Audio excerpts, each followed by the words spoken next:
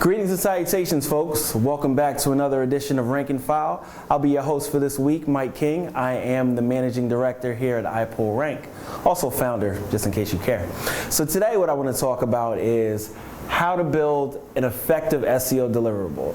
So I've been doing this for 12 years now, and I've worked at a number of different agencies. I've seen a lot of other agencies work, and I was lucky to have been taught how to build out the deliverables that we work in a very, what I think is effective way.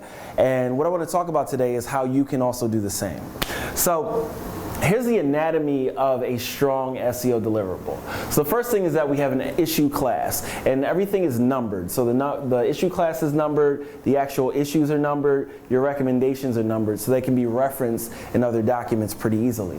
And so an issue class could be like duplicate content, and under that will be the issues that are causing the duplicate content.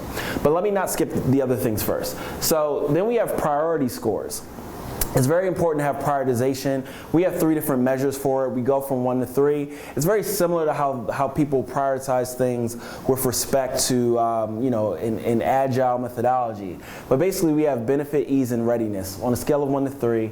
And that way we can see at a glance how valuable is it going to be for us to tackle these issues. Then we give an overview, which is basically high-level context as to why this thing matters. So I can tell somebody like, hey, you have duplicate content, but if they don't understand how that can affect their SEO, then they're not going to care. And the reality of it is when you do deliverables like this, you don't have control over everyone who's going to see it. They may not be involved in your presentation meeting. So you have to give context so that anyone that picks it up really cares about why you've said this. So we give an overview of why it matters, and then we move into the issues. The issues will give you screenshots, we'll give you descriptions, we'll also give you code snippets as to why these things are happening. And so you, as the client or third party that's working on this, will be able to recreate what we're seeing. And then we move into recommendations and we say how to fix them. So we give explicit instructions as to how to fix the issue. We give screenshots of, maybe we might do mock-ups showing like what it should look like, or we'll make changes to code and then show you what that looks like so then you can implement it. And then we also give you reference documents. So oftentimes we'll create spreadsheets that reflect all the URLs where this stuff is happening, or we'll give you direct links to tools that we might be using and things of that nature.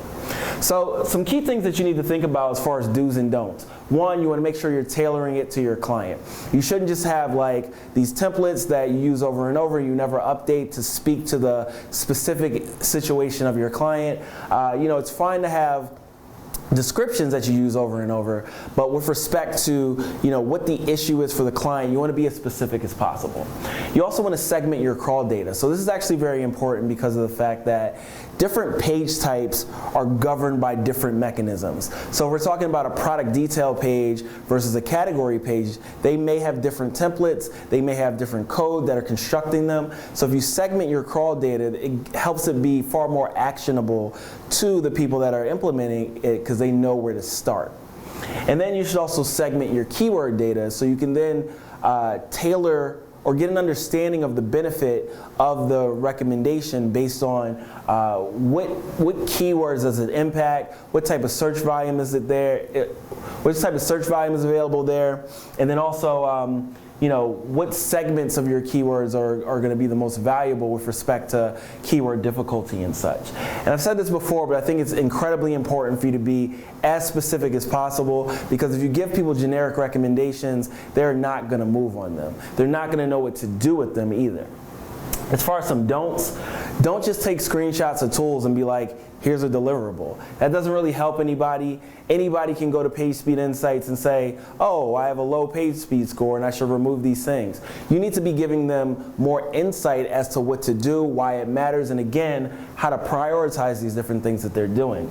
And then finally, don't just link out to Google documentation or to other people's blog posts. Your client didn't hire you so you can go on the web and say, oh yeah, such and such said that you should be doing these things. They're hiring you because they want your interpretation of those things for their website. That's all I got for today. Looking forward to seeing you on the next edition of Rank and File.